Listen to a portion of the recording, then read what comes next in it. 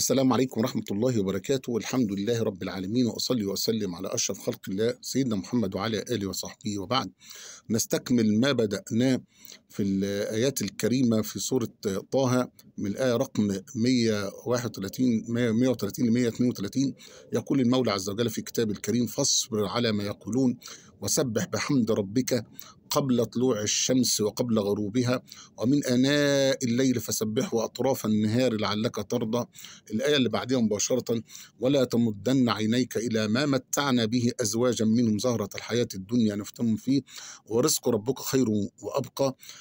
توجيه المولى عز وجل لرسول صلى الله عليه وسلم: لا تنظر إلى هؤلاء الناس الذين أعطيناهم الدنيا، هم لهم الدنيا وليس لهم الآخرة، ولا تمدين عينيك إلا ما متعنا به أزواجا منهم، أي أصنافا منهم من الكفار والمشركين، لنفتنهم فيه، أي يبتليهم الله عز وجل في دنياهم. ولا تمدن عينيك إلى ما متعنا به أزواجا منهم زهرة الحياة الدنيا ما هي إلا متاع دنيا زائل، لنفتنهم فيه أي يبتليهم الله عز وجل. ورزق ربك خير وأبقى، أي محمد رزق الله عز وجل الذي وعدك إياه في الآخرة هو دائم لا ينقطع.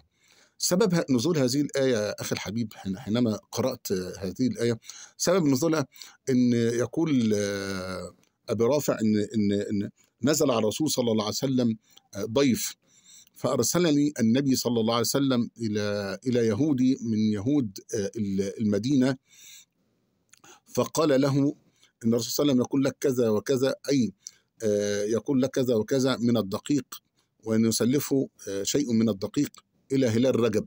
يعني النبي صلى الله عليه وسلم لما نزل عليه اليهود دي، عفوا رجل ضيف، أرسل سيدنا رافع إلى يهودي من يهود المدينة، بيقول له إن النبي صلى الله عليه وسلم أرسلني إليك لتقرضه أو تسلفه من الدقيق، وأن تسلفه لهلال رجب.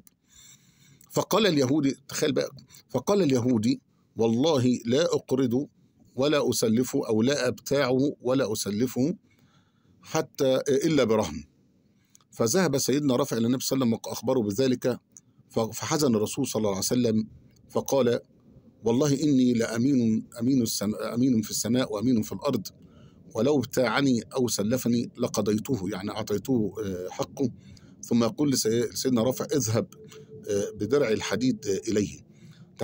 تخيل العجيب والغريب ان سيدك النبي صلى الله عليه وسلم هو قائد هذه الامه، يقول: اذهب بدرعي هذا، اي يرهن عند اليهودي، لان النبي صلى الله عليه وسلم لم يجد في هذا الوقت ما يقتاد به او ما يستضيف به هذا الضيف.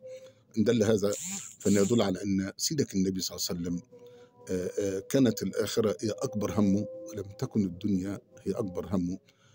وأقول قولي هذا وأصلي وسلم على سيدنا محمد وعلى آله وصحبه وسلم. السلام عليكم ورحمة الله وبركاته.